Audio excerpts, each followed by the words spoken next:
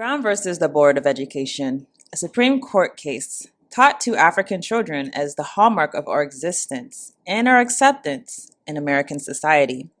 Since childhood, whenever I would hear that case name, I felt a sense of pride and respect. I felt emboldened that because of the work of the plaintiff's lawyers in that case, I could truly be all that I could be in American society. The sentiment I had towards the case carried me at least throughout college.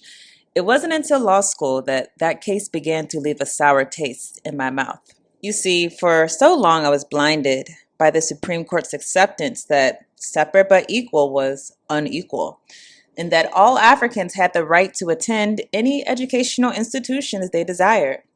I had not thought thoroughly, however, through the proposition that separate but equal was inherently unequal. Was it? Why? Conceivably, what's wrong with an all-Black educational system, faculty, and curriculum? What about the many Black Wall Streets that were throughout America? Were they less simply because they were all Black? And are we more equal today now that we've been able to attend those white institutions? We will deal with these questions and many others as we proceed through this journey. For now, I welcome you to the Black Child Advocacy Network. This program is intended to be both a legal resource for African parents truly seeking a separate existence from the racist institutional structures that surround us in American society and the West all around. This is a documentation of my own family's personal journey to live that separate existence. My family is probably on the extreme end of that separation. A year ago, we left America desiring a life of spiritual, economic, and social separateness from the American society that we saw as polluting our sense of self, as well as our relationship with the Most High.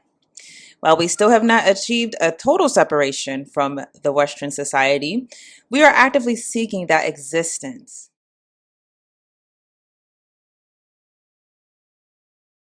So again, welcome to the Black Child Advocacy Network. My name is Tierney. I am a child rights attorney, a child law attorney, previously practiced inside of the state of Maryland and also inside of New Jersey. Currently, I am based in Ghana, not practicing here for various reasons. I don't want to practice here, to be completely honest, because of a lot of things in the judicial system overseas.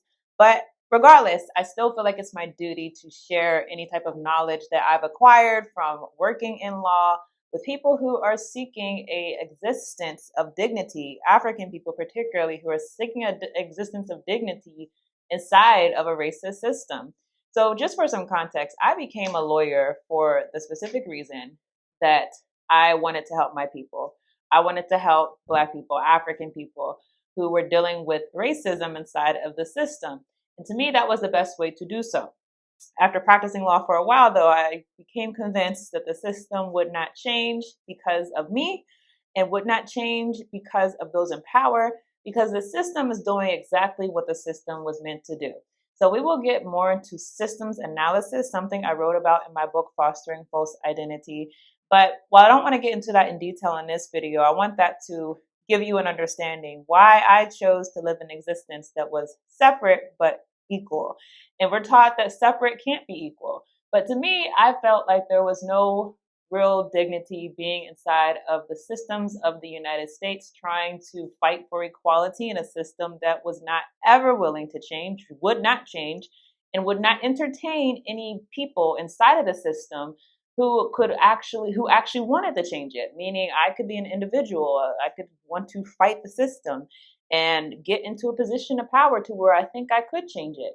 Well, being in the system, you realize that the system would not tolerate you if you were an actual threat to the system. If you were a threat to the system, it would dispose of you. You would find yourself without a job. And otherwise, that means that if you have that position that you are in, it's because you are not a threat to the overall system continuing. So like I said, that is systems analysis. That is not what this video is about. This is about separate and equal.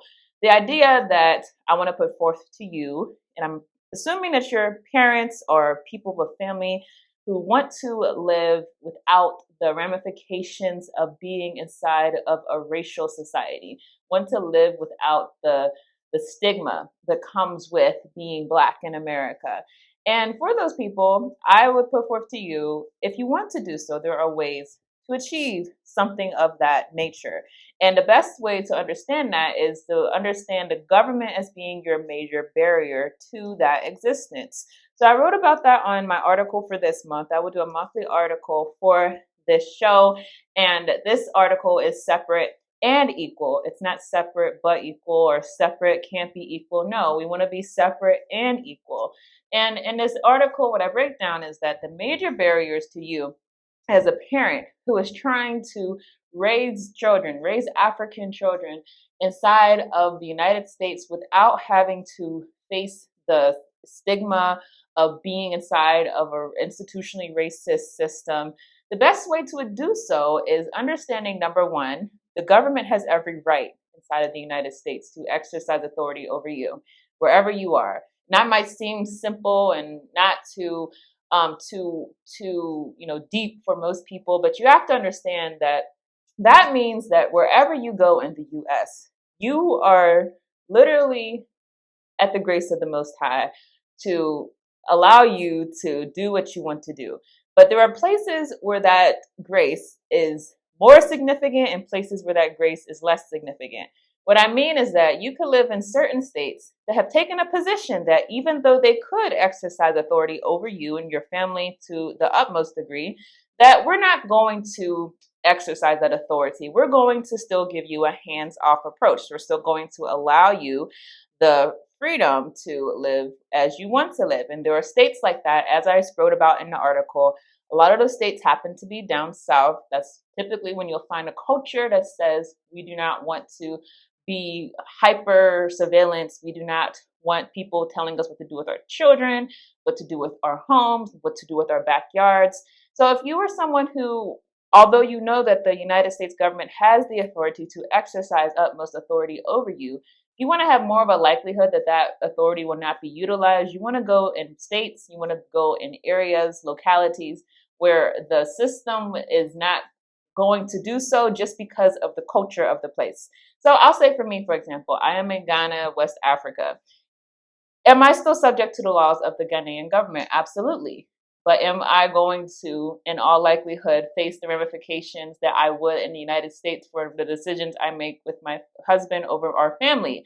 No, more than likely not, because one thing about living inside of the developing world is that pretty much most things when it comes to family life, public accommodations, things like that, most of those things are really up to you because things are highly privatized and not available to most people, meaning there's not a hospital that you have to go to, or there's not a police department that you are constantly dealing with. There's police on the roads, and that's a whole nother video in itself.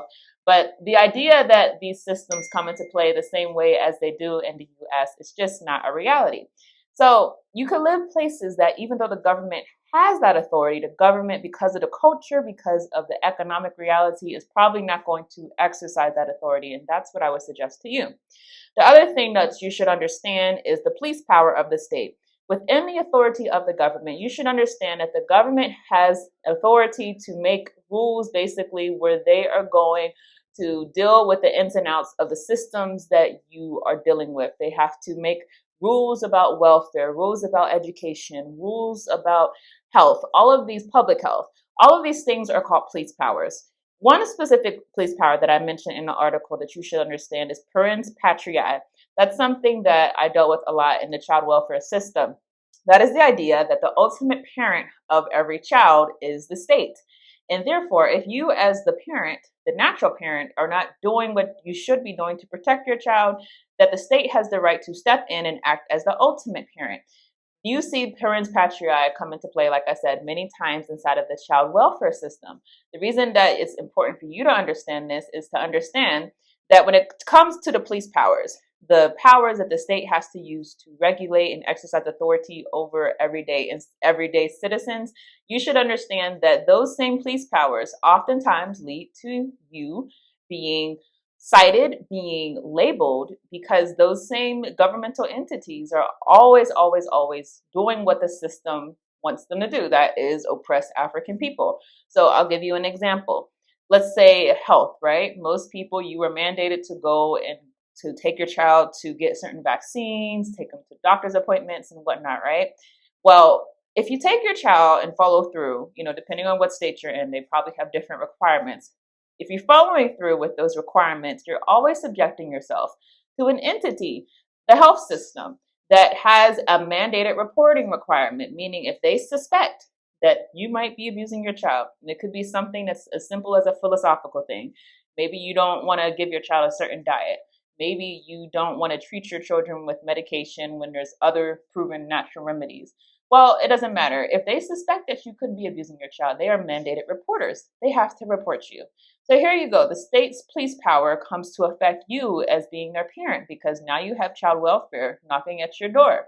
Same thing happens with the education system. The police powers of the education system is one where you often see parents being reported for abuse and neglect by teachers, by social workers, by people who are inside of the schools. These people are often mandated reporters. And so mandated reporters, what do they have to do? If they suspect abuse and neglect, they have to call Child Protection Services. Now, if you live somewhere where the attitude is laissez-faire, meaning do what you want with your kid, and let's say you decide, I'm going to educate my own kid. I'm going to not go to the prescribed health authorities. I'm going to look for natural remedies. I'm going to do things that don't have me encountering the different police systems of the state as at most as possible. If you live that type of existence, then you're less likely to find yourself being reported by child welfare services because you're less likely to encounter mandated reporters. So all of these things tie in when it comes to the idea that you can live separate and equal. Now, as I said, we're going to talk, I don't know if next month or maybe a follow-up video, we're going to talk about systems analysis, understanding that the system is doing exactly what it's supposed to do. But this is a message to people who probably already have come to that recognition that the United States government will not change absent a revolution that would be bloody. And because of that, we have to do what we should have always done, protect our children from these institutionally racist actors and these systems that are created to lead to a oppressed existence for our people. So I hope that was helpful. The article will be available on educationforusnow.com. You can read it. It's free. And with that, I thank you for watching. And Yah willing, I'll see you all in the next installment.